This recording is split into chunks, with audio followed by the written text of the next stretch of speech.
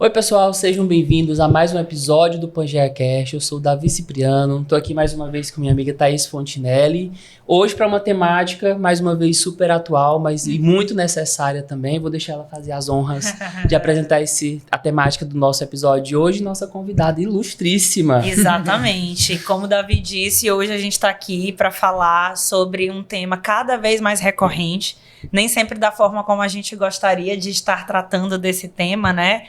Ainda temos muito chão para percorrer nesse caminho, mas a gente convidou uma pessoa que é referência nesses estudos, né? E a nossa temática hoje é mulheridade e saúde mental. A gente vai conversar um pouquinho sobre os dispositivos de gênero, sobre os aspectos psicossociais que incidem, né, sobre a saúde das mulheres no contexto, enfim, contemporâneo.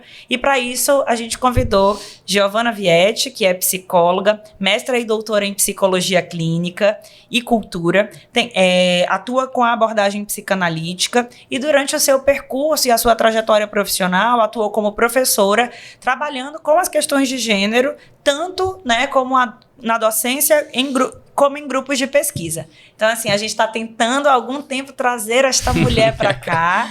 Finalmente hoje deu certo e eu tenho certeza que os nossos ouvintes vão se beneficiar dos teus conhecimentos. É muito bom para a gente te receber aqui, Giovanna, seja muito bem-vinda, né? E aí eu não sei se eu te apresentei, se você se sentiu contemplada com a apresentação, mas eu queria te passar a palavra para você contar um pouco para a gente, né, sobre a tua trajetória com os estudos de gênero, né? Como é que isso apareceu no teu caminho? Certo. Bom, primeiro eu queria agradecer o convite, estou muito feliz de estar aqui. Ainda bem que deu certo, né? Tinha tempo que a gente estava combinando. E sobre essas questões de gênero, assim, o meu percurso acadêmico ele é bem longo, desde quando eu estava lá no mestrado, no doutorado, e sempre trabalhando essas questões de sexualidade feminina. Eu comecei pela sexualidade feminina. E aí, dentro, principalmente do doutorado, eu comecei a me interessar por algumas questões de gênero, que aí já fugia um pouco da sexualidade feminina, né? Tinha também essa questão do gênero, o gênero como um conceito de algo que é culturalmente tá envolvido no desenvolvimento da cultura, da sociedade, né? Não é algo biológico, nem não é essência, é algo que é construído socialmente, né? Culturalmente.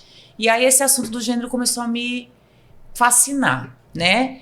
E quando eu vim para cá, que eu comecei a dar aula e tudo, e aí teve essa ideia de fazer o grupo de pesquisa, que foi um grupo de pesquisa muito bacana que teve no eu acho que a gente fez esse grupo por uns 3 ou 4 anos, e aí a gente trabalhava nesse grupo questão de gênero, né? Tinham todas as questões envolvidas, mas depois de um tempo mais voltado mais para as mulheres, né? Mais do que para os homens.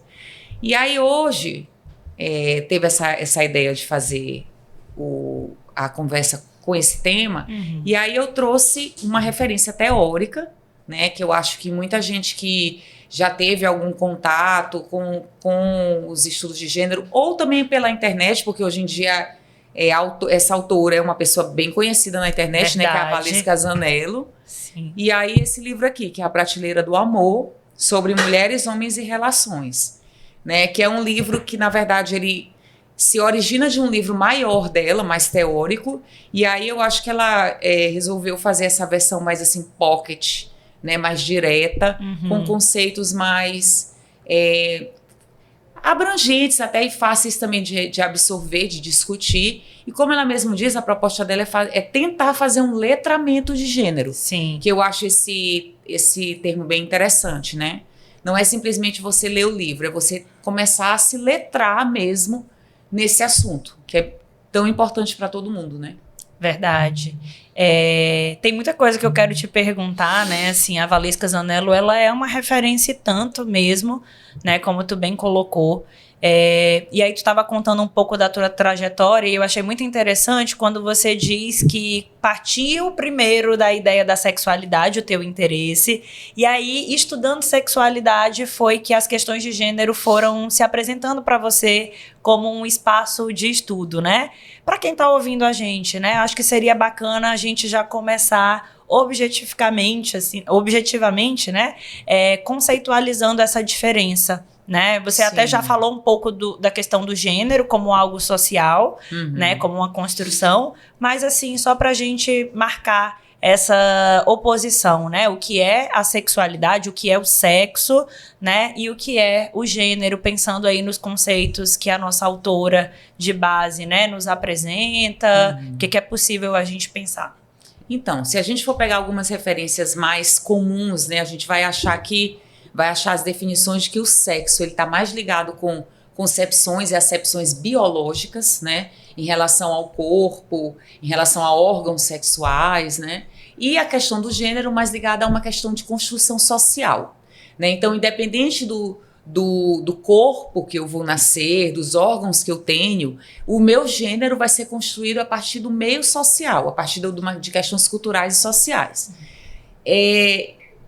Isso numa acepção que comumente a gente utiliza. Porém, aqui mesmo nesse livro, antes dela começar a falar dos dispositivos, né, ela faz uma retrospectiva das ondas do feminismo, e aí quando ela fala da terceira onda do feminismo, ela vai falar da Judith Butler, que aí dá aquela outra explosão na cabeça da gente, porque a Judith já vai reverter um pouco isso, mais ainda, né? Ela vai dizer que até essa acepção do sexo, que a gente entende como biológico por conta de algo que é do corpo, também não deixa de ser uma construção social.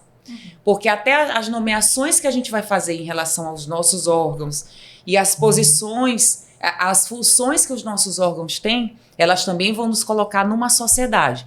Por exemplo, a mulher tem um útero. A mulher, ela procria. Então, eu vou entender que a mulher é a que vai cuidar. É a que vai ter um reconhecimento social enquanto mãe, por exemplo.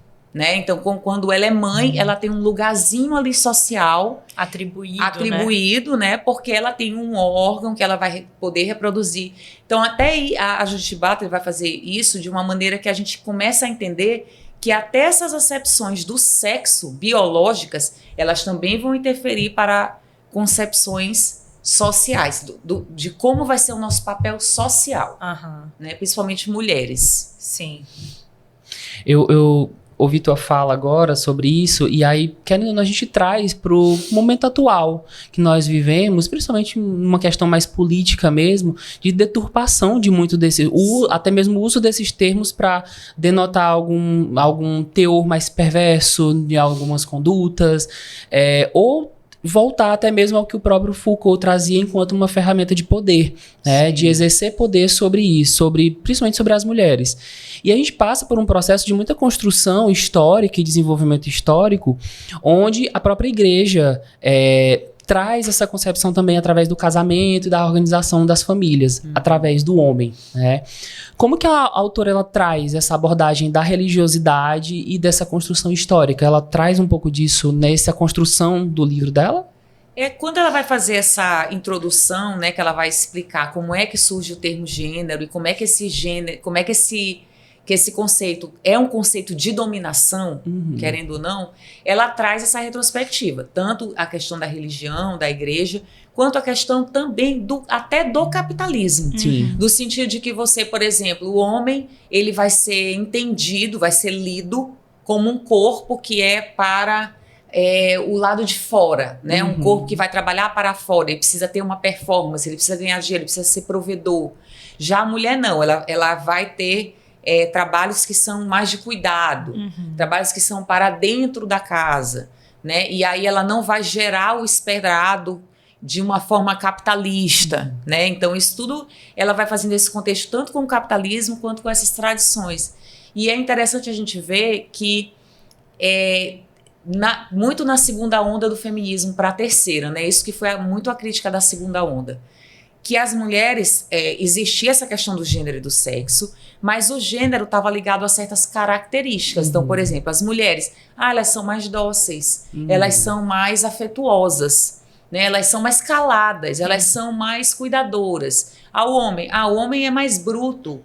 Então, assim, não foi atribuído de forma quase que natural, né? E aí se usa aqueles conceitos de instinto, de essência, para justificar esses comportamentos. Então, é atribuído a homens e mulheres características que de natural não teriam nada, né? Porque são, na verdade, construções sociais. É tudo aprendido, né? É aprendido, mas que se utilizou muito essa desculpa da naturalização disso para que as mulheres permanecessem nesse lugar e os homens nesse outro lugar. Eu te pergunto isso justamente por uma fala que eu escutei recentemente acompanhando uma paciente, e ela trouxe essa observação que ela fez da própria mãe, né? Ela vendo que a mãe estava num processo atual de se cuidar mais, de voltar para si alguns cuidados.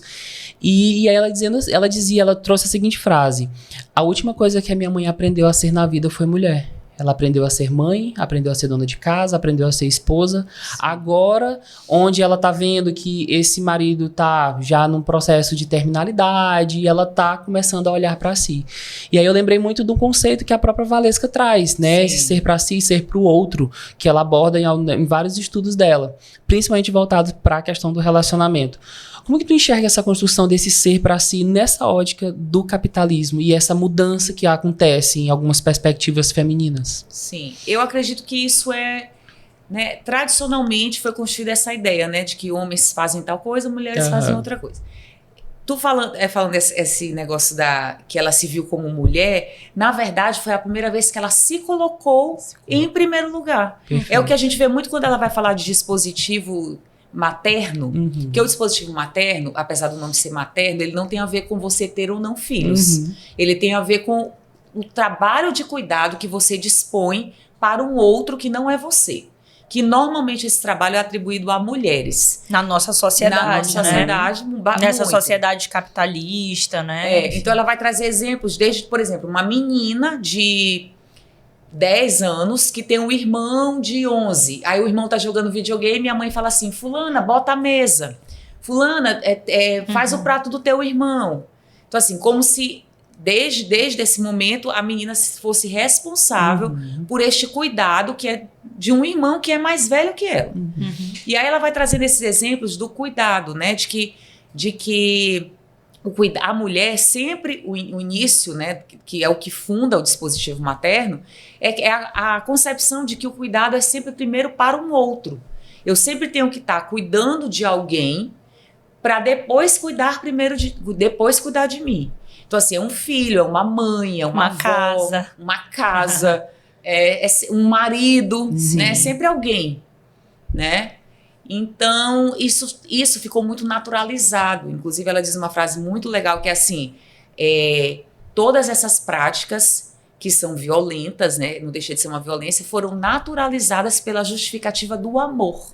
Então, é tipo assim, eu amo tanto meu filho, eu amo tanto meu marido, então vou fazer. Então vou fazer isso, né? Então, se eu não fizer, quem vai fazer? Então, e outra coisa, sempre permeado com muito sentimento de culpa.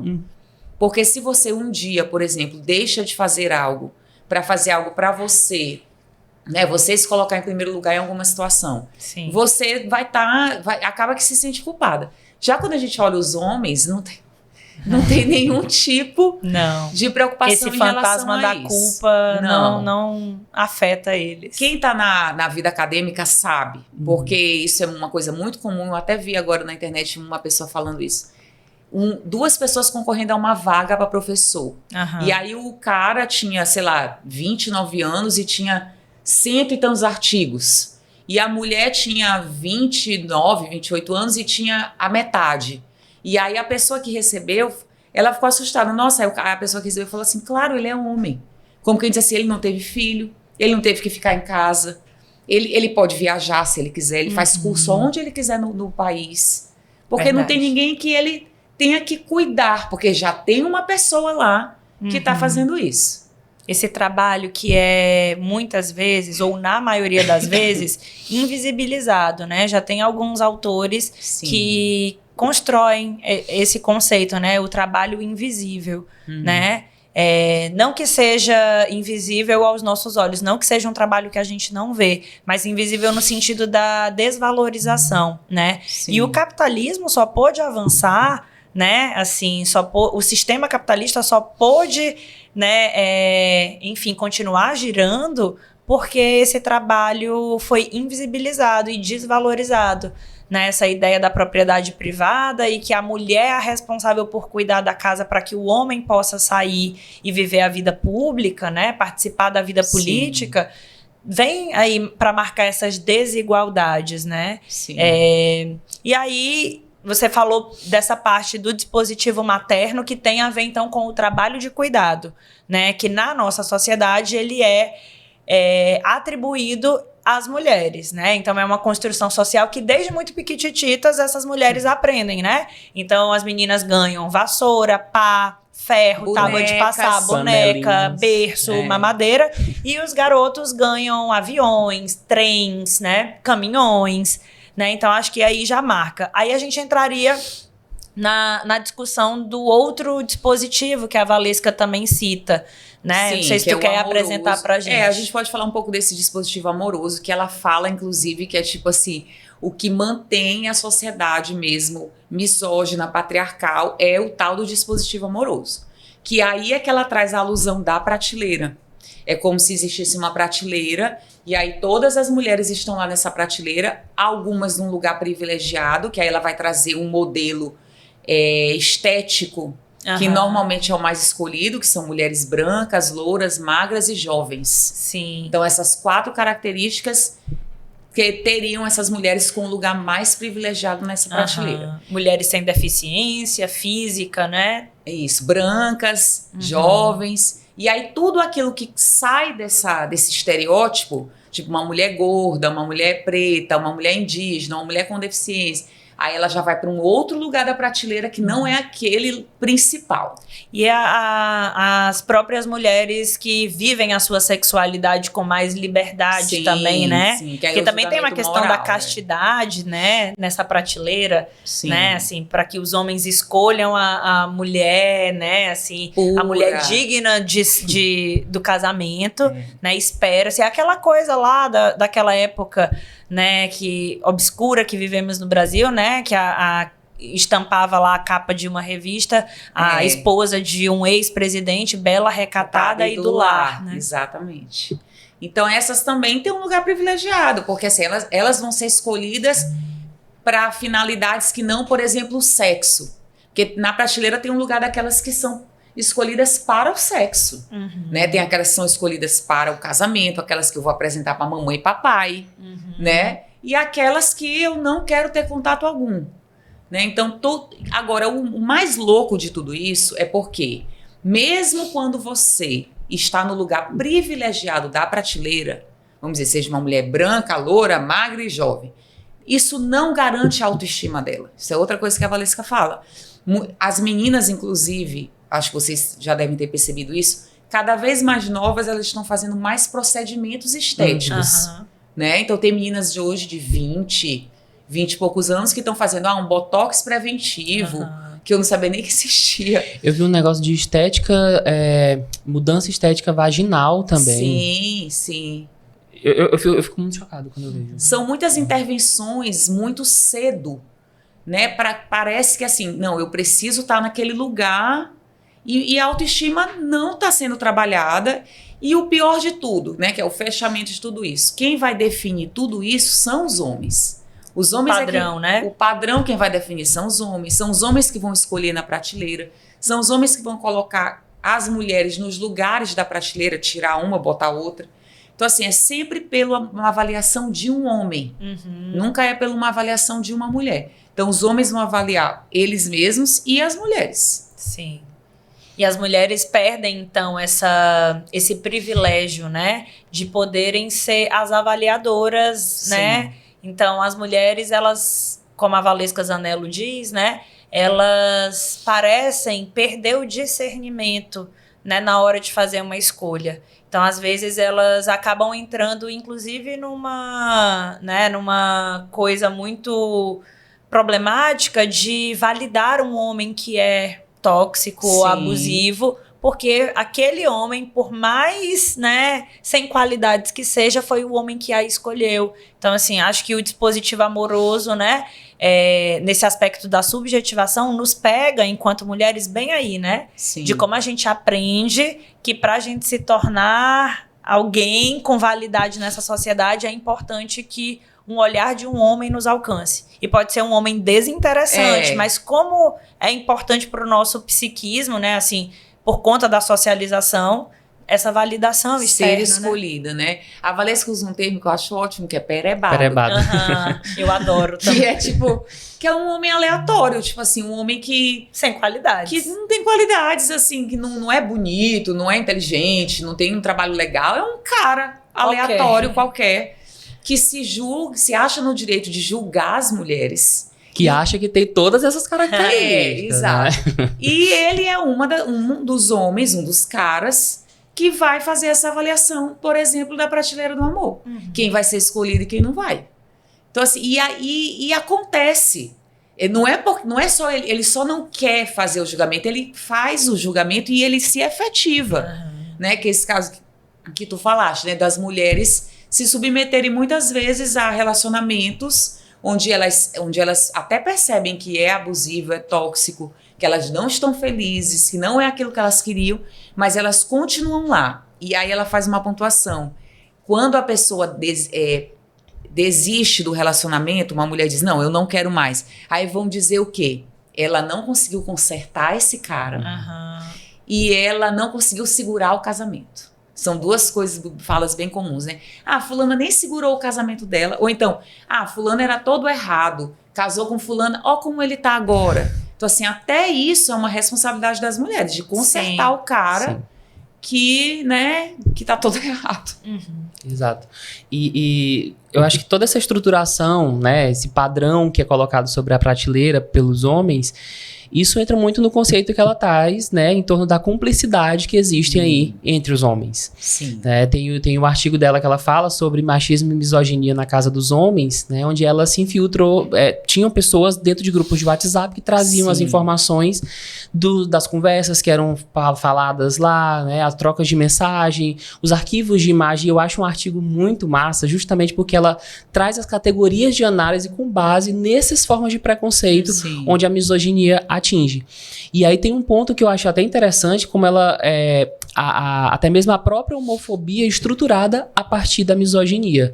Né? Então, nesses papéis de gênero que são atribuídos a homens que não performam a heterossexualidade, que não se aceitam partilhar das mesmas brincadeiras e já são tidos enquanto gays, né? Ou com traços femininos, ou com alguma associação que remeta à mulher, algum teor de fragilidade dessa mulher.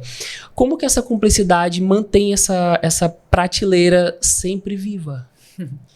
Então, isso que tu falaste do feminino, né? Ela fala isso, né? Que o processo de constituição subjetiva do homem, né? O tornar-se homem, ele passa por essa questão da ojeriza, assim, a tudo que é feminino. Então, não pode segurar uma boneca, não pode fazer nenhuma tarefa doméstica, não pode mostrar... Não pode chorar. Não pode mostrar sensibilidade, não pode chorar, não pode reclamar muito, não pode... Então, assim, tem que ser uma... Desde criança tem essa socialização de que tudo que é do feminino eu preciso afastar, né? E aí, falando sobre essa questão da casa dos homens, né? A casa dos homens é uma analogia, né, que ela usa de um outro autor, mas que fala exatamente disso. É algum espaço onde os homens, normalmente os homens mais velhos, mais ricos e mais sexualmente ativos, que já tiveram um histórico sexual conhecido, são os que mandam na casa dos homens. E aí eles fazem alguns tipos de testes e provas com os outros homens para que eles possam ascender ou não dentro da casa dos homens. Né? Aí eu sempre penso num exemplo que, enfim, que é o futebol, assim, né? A gente que é o supra-sumo da casa dos homens, é o supra-sumo da casa, os parças, aquelas coisas todas. Nossa. É o supra-sumo da casa dos homens, porque, tipo, tem uns caras lá que mandam, né, que são bem ricos, que já ficaram com muita gente, já pegaram muitas mulheres, e aí os outros estão ali se espelhando, tentando um lugarzinho ali, e aí dentro daquilo tudo tem um item muito importante que ela cita, que é a pornografia, né, a objetificação de corpos, na verdade, que faz parte da pornografia, e a misoginia. E aí dentro dessa Constituição, qual é o código, que foi a pergunta que tu fizeste, né? Porque como é que a Casa dos Homens mantém também essa prateleira? Porque o código que eles usam é o do se calar e se acobertar.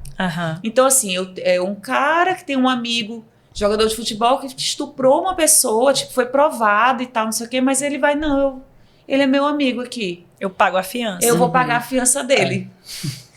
Porque, enfim, eu vou passar a mão aqui e vou botar ele aqui pra debaixo. Então, a casa dos homens é meio isso. Eu até falei o negócio do Beleza Fatal, sem spoilers, mas lá tem a casa do sim, né? Que é uma casa das fantasias e tal, mas aquilo ali também é uma casa dos homens, porque aquilo ali é organizado por homens, apesar de que tem mulheres lá, mas os homens que organizam, todas as fantasias estão ligadas às fantasias que os homens propõem, inclusive são fantasias até às vezes violentas, que causam danos de dominação e tudo, e todo mundo fica calado e é tudo certo, e cada um passando a mão na cabeça do outro, né? Que é bem o conceito da casa dos homens mesmo. E isso se mantém, assim, é muito difícil. Aí agora vamos pro mais simples. É muito difícil você ver um cara se manifestar sobre alguma coisa na internet, por exemplo. Sim. Qualquer coisa. Tipo assim, uma coisa que nem precisa ser uma coisa. Ou então um cara recriminar um amigo numa roda. Sim. Também é uma coisa muito rara de você ver. Normalmente eles não fazem. Eles, fulano é assim mesmo. Então, é sempre... Ela fala também que as relações sociais, que os homens são homoafetivos e homossociais. Que quer dizer o quê? Que homens gostam de homens. O afeto deles é compartilhado entre eles, né? Então, por exemplo, tem uma mulher que é casada e o cara tá dando em cima dela, às vezes a mulher tem que fazer assim, olha... Tô de aliança, olha, eu sou casada, porque na verdade ele tá respeitando quem? É o marido da mulher que nem tá lá. É só porque ela tem um marido, não é ela por ela. Sim. Né? Então, tudo isso tá engendrado nessa lógica dessa casa dos homens, né? Te ouvindo, né, eu penso muitas coisas, mas não tem como, né, não se indignar, né? Todas as vezes que eu leio esse livro ou que eu retomo esses conceitos, volta, né, assim, porque é como se a gente tirasse um véu, né, e a gente passasse a ver a realidade nua e crua, né, e é muito difícil a gente aceitar que a realidade se apresenta assim para nós mulheres, né. E aí eu fiquei pensando sobre os prejuízos na saúde mental das mulheres que estão inseridas nesse contexto, né, que estão nessa prateleira, buscando ser validadas por um homem, por o olhar de um homem, né, que a elas é atribuído esse papel de cuidadoras, de mulheres de pessoas que desempenhem esse trabalho, né, de gerir uma casa ou gerir cuidados ali, né? Como a nossa saúde mental fica, né? Assim, o que é possível pensar sobre a saúde mental nesse contexto? Para onde a gente vai, sabe? Então, eu vejo... Por isso é que eu falei que ela diz essa coisa do letramento de gênero, né? Eu acho que é isso mesmo. Eu acho que é uma coisa assim, que a gente vai ter que sentar, ler e estudar. A gente vai ter que se deparar com algumas situações e vai dizer, nossa, é isso mesmo. Nossa, isso aqui eu já vivi. Sabe assim, você conseguir ler uma coisa e você conseguir identificar que você já passou por aquele tipo de violência e você nem achava que era uma violência. Inclusive, o último capítulo desse livro... Ela vai falar da Lei Maria da Penha e tal, e vai descrever todos os tipos de violência. Psicológica, patrimonial, física, enfim. Porque tem muito aquela história de, mas ele não me bateu. Mas ele não me agrediu, ele não tocou em mim. Mas existem milhares de outros tipos de violência que rodeiam ali, podem rodear uma relação, né?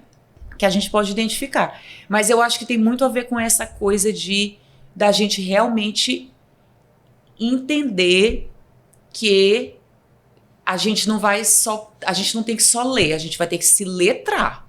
É como se, eu não vou só me alfabetizar, eu preciso me letrar. Eu preciso entender como é que essa engrenagem funciona. E não é simples, é uma coisa bem complicada, né? Mas eu acho que, por exemplo, livros como esse, que já tem uma linguagem mais rápida, né? Uma coisa mais direta, né? Eu acho que é bom que a gente... Se a gente tiver acesso, ótimo, né? Mas é bom que a gente tenha esse pensamento, né? De que... tem outra coisa também que eu vejo muito hoje em dia as pessoas falando sobre essa questão que tem muito a ver com o dispositivo amoroso, que é de você centrar toda a sua vida naquele relacionamento. Né? Então a gente foi muito ensinado assim, eu vejo muito, hoje em dia eu não vejo mais adolescentes falando tanto, mas na minha época de adolescente as pessoas falavam, quando eu tiver 20 e tantos anos eu vou me formar, aí depois eu vou me casar, aí eu vou ter filho, tipo assim, tudo aquela programação. E hoje em dia eu vejo muitas meninas, meninos também, eu quero viajar, eu quero fazer uma faculdade, eu não sei se eu quero ter filho, não sei se eu vou casar. Porque eu sinto e eu acho isso uma coisa boa, que as relações estão se descentrando também. Não existe mais só aquele objetivo de ter a relação amorosa. As pessoas querem ter amigos, querem viajar, querem trabalhar, querem ter uma carreira, né? Enfim, querem morar fora. Então eu acho que essas outras experiências também, que a gente também precisa se abrir, né? São experiências que vão descentrando esse dispositivo amoroso. Essa prateleira, fortalecendo nossa autoestima também, né? Exatamente. Maravilha. E esse ponto é importante porque a gente vê alguns discursos, por exemplo, de quem hoje está com seus 50 anos e não casou, por exemplo, tem uma vida bem sucedida, fez suas escolhas totalmente conscientes de não querer um casamento, de não querer filhos, mas pro outro que enxerga, que assiste tudo isso, não importa nada disso que ela escolheu. Ainda que ela tenha sucesso em muitas áreas da vida dela. Ela não casou. Aí a pessoa fala assim, mas ela não casou. Mas será que ela é feliz? Eu acho que ela é triste, porque ela não casou. É sempre com um olhar de pena. De pena. A própria Valesca conta, né, não sei se é num livro, não me recordo onde que tá essa passagem, mas ela conta que ela viveu uma experiência, passou uma temporada fora do Brasil, né, estudando, era algo que ela queria muito. E aí, quando ela volta para o Brasil, depois dessa longa experiência que para ela foi algo tão relevante, né, as pessoas perguntam, mas e aí? Né? E tá namorando, conheceu alguém, né? E aí, é isso que tu diz, né? Assim, essa centralidade, né, dessa importância que se dá, né, socialmente, de que, principalmente para uma mulher, né? Porque uma mulher solteira na nossa sociedade é sinônimo, como tu falou também, assim, sinônimo de fracasso. Se ela não consegue segurar um homem, né, uma mulher heterossexual, assim, a gente falando nesses termos, né? Se ela não dá conta de segurar um homem, essa mulher dá conta de quê, né? Então é meio que uma ideia de fracasso. Mas um homem solteiro é o quê? Ele tá curtindo a vida, ele tá aproveitando, né? Na idade certa ele vai achar alguém, né? Sempre é o momento para ele achar alguém. A mulher tem o prazo de validade. Exatamente. Quanto mais ela vai se distanciando desse ideal da prateleira, né, que tem a ver com ser jovem também, isso vai cada vez mais sendo visto como algo problemático, né? Tipo, ela tá envelhecendo, mas ela já tem tantos anos, mas... Sabe uma coisa que eu acho super interessante, que tem a ver com o que a gente tá falando, mas também pegando outro ponto. Quando eu, por exemplo, tinha meus 20 e poucos anos, tinha muito essa história de a mulher só pode ter filho até tal idade, a sexualidade da mulher até tal idade, porque depois de tal idade a mulher não tem que usar tantas coisas, não sente mais prazer e tal. Hoje em dia a gente vê muita gente desmistificando isso, inclusive pessoas da própria medicina, não só pessoas que comentam, né, sobre mulheres, feminismo, mas sobre essa questão de até isso ter sido um discurso que foi comprado, e isso também tem a ver com o capitalismo. Porque se vende muita coisa pro antes, para que não aconteça, né, esse depois temido. E será que esse depois é desse jeito mesmo? Então, assim, será que a mulher não vai ter mais nenhuma experiência de prazer? Será que ela não vai mais poder ter uma experiência legal? Né? Enfim, então eu vejo muita gente hoje abordando isso, tanto que isso também é uma forma de controle de corpo, né? Principalmente das mulheres, né? Vamos controlar o corpo delas, já que a gente já sabe que elas podem ter filho, né? Então vamos mexer com isso, a gente vai controlar desse jeito, né? Quando vai ser, se pode, se não pode. E evitar, né, uma gravidez também acaba sendo uma responsabilidade da mulher por conta disso, né? Sim. Porque a indústria não investe tanto, né, em descobrir. Se quisessem, né, já teriam descoberto um anticoncepcional masculino, mas é responsabilidade da mulher, já que é no corpo dela, né, que vai haver a gestação, então ela que, né, se cuide. Então é isso também, né, esse controle do corpo. Aí a gente falou de como as mulheres se subjetivam. em geral, no dispositivo materno e no dispositivo amoroso, né? Sim. E os homens? Qual é o dispositivo de subjetivação dos rapazes? Então, é o tal do dispositivo da eficácia, né? Que ele traz adjetivos como fulano tem boa performance, fulano tem bom rendimento, que são os mesmos adjetivos que se usa para uma carreira profissional e para uma virilidade. Sim. Então, assim, o homem ele tá sempre se busca que ele tenha uma carreira bacana, que ele ganhe um certo valor em dinheiro e que ele seja viril, né? Que ele pegue muitas mulheres e que ele seja uma pessoa que deseje, que possa escolher na prateleira, né? Então, esses seriam esse seria o dispositivo que subjetiva os homens.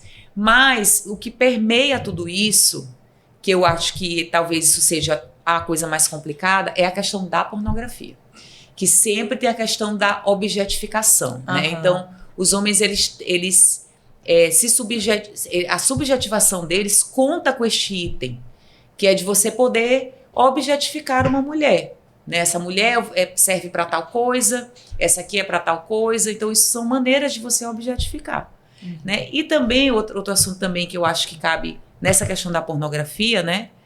É a questão das tecnologias de gênero. Sim. Né? Que também é um conceito que a Valesca pega para fazer analogia, que são produtos culturais, as tecnologias de gênero. Então, pode ser uma música, um filme. Perfeito.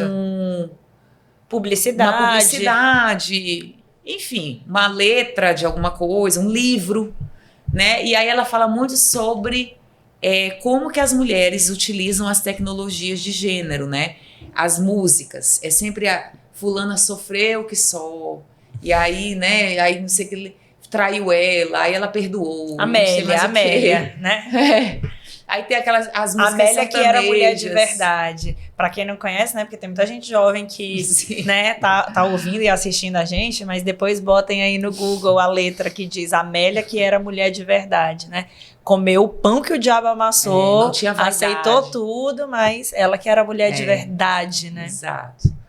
E os homens também utilizam essas tecnologias de gênero, mas aí mais também voltadas para a pornografia, né? É sempre uma questão de dominação, uma questão de objetificação. E isso não é a criança, com a criança acontece isso, também acontece, de outra forma, mas acontece.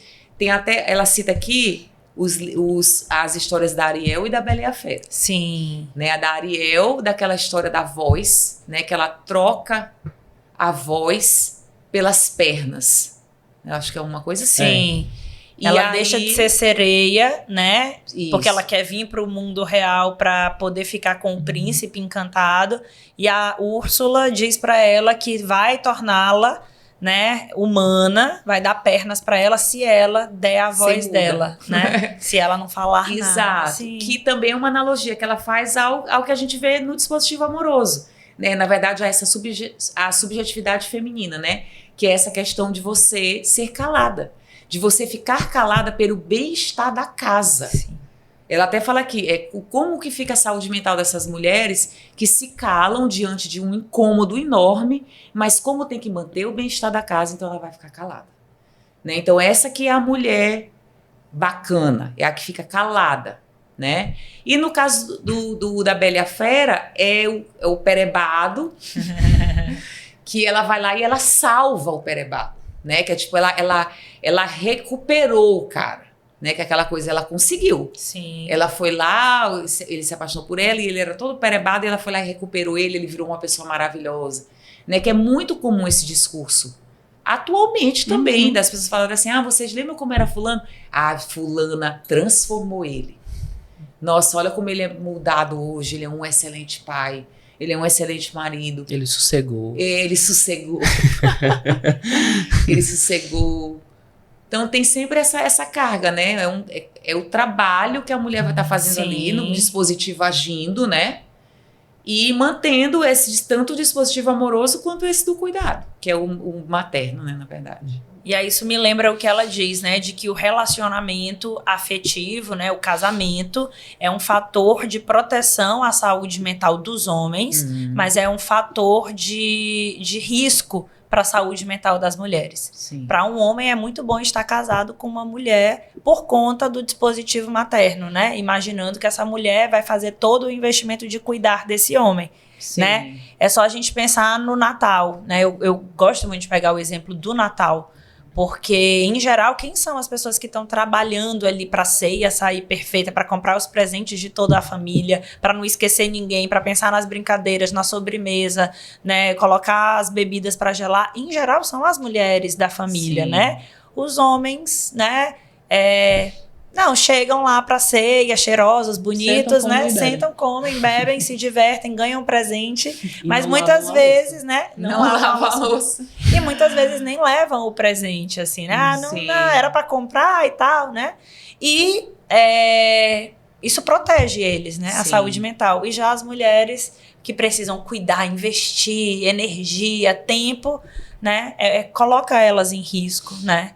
Estar num relacionamento e ter que salvar esse relacionamento pode trazer aí alguns transtornos mentais. Eu acho, isso que tu estás falando me lembra muito aquele conceito de carga mental. Aqui na página 77, eu até marquei, ela não botou que era carga mental, mas eu botei carga mental. Que é tipo um casal na cama e aí eles vão dormir. Aí o cara fala assim, eu sou maravilhoso. Tipo assim, ele fez alguma coisa que ela pediu, aí ele falou, eu sou maravilhoso.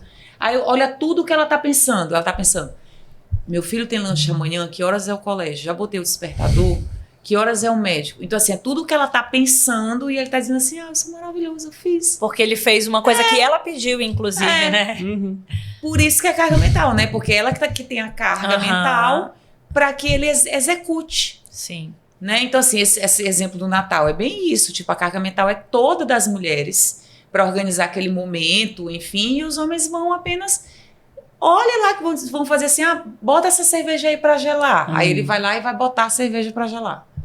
Entendeu? Então, é bem essa coisa desse... Eu acho que isso é realmente um fator de muito risco em relação à saúde mental, porque causa um progressivo adoecimento mental. Verdade. Né? A rotina, o dia a dia, as conversas que vão acontecendo mesmo aos poucos, né? Vão acumulando aquela carga até que vira uma explosão de coisas, Sim. né? Uma estafa, uma coisa assim bem complicada mesmo.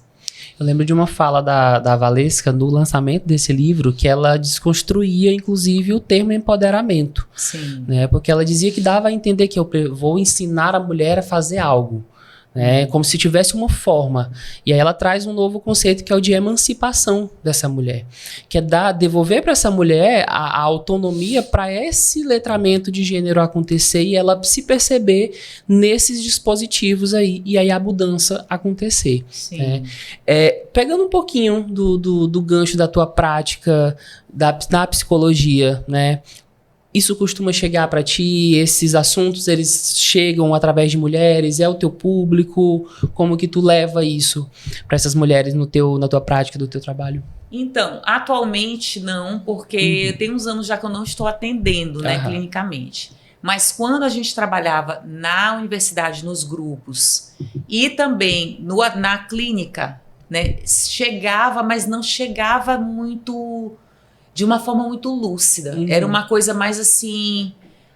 será que eu não tô querendo demais? Sabe assim? Era sempre a mulher tendo algum tipo de queixa, mas ao mesmo tempo parece que automaticamente ela já achava que ela já estava reclamando muito. Sabe assim, não, isso aqui já tá bom. Tipo assim, olha os maridos das minhas amigas. Nossa, tem muito isso, não né? Tem isso. Aí se eu terminar... Mas às vezes eu fico pensando, né? Será que vale a pena terminar? Porque se eu terminar eu vou encontrar outros piores. Então, né, não chega nem a ser uma tomada de consciência, né? Assim, Não. É uma aquela coisa mesmo do manter-se no relacionamento e assim, dos piores, meu é o melhorzinho. Mas é assim, às vezes não é nem o mínimo. Sim. Não é nem o mínimo. E tem outra coisa também que é uma questão bem social que vocês já devem também ter observado. Os homens, normalmente, quando eles fazem o mínimo, eles são bem aplaudidos, né? Verdade. Muito. Tem até aquele meme lá do Rodrigo Hilbert. Que o Rodrigo Hilbert é simplesmente uma mulher normal, que faz as coisas. Sim. Tudo bem que ele constrói uns sofás, umas portas. Mas assim, o resto da casa é normalmente o que uma mulher normal faz. Até a própria Fernanda Lima já falou isso. Mas enfim, ficou aquele mito do Rodrigo Hilbert. O super-homem. Né? O super-homem que cuida dos filhos, que, né, que ele bota os filhos para dormir, ele cozinha, nossa. Então, assim, tem essa... Eu vejo muito isso também com pais separados de crianças. Né? Então, assim, tem um pai que faz o que é para fazer. Leva pro colégio, vai na reunião do colégio, leva no médico, tal, não sei o quê. Nossa, fulano é um paizão. É um paizão. Porque foge à regra da maioria, né? Então eu tinha muito essa escuta desse tipo de situação, das mulheres trazerem uma situação que as incomodava, porém sempre com uma comparação. Tipo, não, mas tá bom. Mas fulano é muito pior. É bem assim. Teve eu lembrei de um episódio agora, que eu acho que também entra bastante nisso, que é esse lugar de tomada da propriedade, que é uma produção da mulher. Na literatura, por exemplo, muitas autoras que precisavam abreviar seus nomes para não botar o nome feminino lá e divulgar. A própria Valesca Zanello passou por um episódio, tem uns 2 ou 3 anos, onde um rapaz plagiava os estudos dela. Sim. Ficou super famoso no Instagram, mesmo. Né? Dava entrevistas falando sobre dispositivo de gênero. Tudo que a Valesca fala, estuda, pesquisa e publica, ele pegava ali aquele resultado e fazia como se fosse dele, né? E no momento e aí assim, toda uma página construída para enganar inclusive as pessoas, né? Dando a entender todo o cenário de que ele era o proprietário daquela produção intelectual. E aí, que bom que teve um movimento muito grande na época das pessoas realmente de dar nome aos bois e revelar essa pessoa, quem ele era. Só que assim, se contornou a situação com muita facilidade, inclusive para ele, né? Como que tu enxerga essa questão da produção intelectual também nesse dispositivo? Então, eu vejo 2 coisas assim diferentes. Uma é isso que tu falaste, de que as mulheres de ter as ideias apropriadas, né? Tem até um caso que aconteceu, eu vi esse ano ainda no Instagram, que uma mulher estava falando sobre a tese dela num evento. E aí um cara da plateia, um aleatório, falou assim: olha, eu gostei da sua fala e tal, mas você precisa ler fulana de tal. Ela falou assim: eu sou fulana de tal. Meu Deus. Tipo assim, ele nem sabia que ela era mesmo o nome. E ele quis dizer, tipo assim, olha, tem umas coisas que você não tá falando, que a fulana falou. Mico, meu aí Deus. ela disse: eu que sou a fulana. E isso é uma coisa que é o que tu estás falando. E tem uma outra coisa também, que apareceu agora um caso que até envolve Gabriel Garcia Marques, que é essa história de por que esses homens que a gente admira, esses grandes escritores, esses grandes profissionais, como que deu tempo deles fazerem o que eles fizeram, entendeu? E aí teve um vídeo que viralizou, eu acho que há um mês, esse do Gabriel Garcia Marques, que ele tinha escrito um livro tal, que ele tinha se recolhido não sei aonde, e os filhos ficaram todos na casa com a mulher, e ele passou meses dentro de um quarto escrevendo. Tipo assim, aí todo mundo disse, cara, que sacrifício ele fez. E aí, como foi? Como é que ele conseguiu fazer isso? Com não sei quantos filhos, dentro de uma casa. Então, assim, ainda tem esse outro trabalho, que é um trabalho assim, não, eu vou ficar para ele fazer, né, as coisas, né? Aí a gente vê grandes escritores, grandes profissionais, enfim. Mas é isso, essa ideia, né, de que é um papel mesmo, que é natural esse papel. Sim. Né? De protagonismo, né, deles. E talvez nem tenha nenhum tipo de questionamento. É tipo uma coisa que naturalmente a pessoa se coloca, não, eu vou ficar, não, eu vou fazer. E aí ele vai desenvolver as coisas, as atividades dele, enfim. Muito boa nossa conversa, nosso tempo voa. Caramba. Ainda mais quando o assunto é bom, né? Dá vontade de ficar aqui. Eu poderia, né? Se tivesse vinho, então, eu poderia ficar aqui tendo essa conversa. Trazer mais livros. Até amanhã. Pois é. Mas já fica o convite para uma próxima, né? Talvez para a gente falar, né, continuar esse assunto, porque ainda tem muita coisa para ser dita, mas a gente queria te agradecer de novo e agora te passar, né, de novo a palavra para tu fazer um fechamento, se tu quiser divulgar, né, alguma coisa, um filme, outro livro, Sim. né, ou fazer mesmo uma fala final pra gente fechar com chave de ouro. Bom, primeiro eu queria agradecer a oportunidade, o convite, foi muito legal. Gosto muito de conversar sobre esse assunto, então sempre estou disponível. E assim, eu vou dar uma sugestão assim que eu tenho levado muito para mim, né? Tem muitas mulheres atualmente que elas estão trabalhando na internet contando a história mesmo de subjetivação das mulheres. Então é desde uma questão histórica até uma questão de um ponto de vista feminista, ou de uma questão que questione um pouco esses padrões, que é muito o que a Valesca faz. E aí tem podcast, tem o Instagram, tem tanto material, tem lives. Inclusive esse livro tem muitos QR Codes, onde você pode acessar e aí já cai no vídeo dela do YouTube, falando sobre o conceito, que eu achei bem didático. Então, assim, eu acho que a gente tem que começar a prestar um pouco de atenção nessa questão do que ela está chamando de letramento de gênero, né? Até para a gente poder fazer escolhas que sejam mais desvinculadas desses dispositivos, né? Tanto esse do materno quanto o amoroso, né? Coisas que sejam mais autênticas, talvez. Perfeito. Tenham mais a ver com o nosso desejo, né? Que não estejam tão atreladas ao desejo de outras pessoas. Que bonito. Acho que é isso. Maravilha. Show. Então vamos ficar com isso, eu não vou mais nem falar nada depois. Aplaudir, né? Sério. Muito bom. Obrigadão, Giovana. Foi maravilhoso. Obrigada a vocês. Davi, muito obrigada Eu pela que agradeço. companhia, sempre Mais maravilhosa. Pessoal, ficamos por aqui, até a próxima. Tchau, tchau. Tchau, tchau.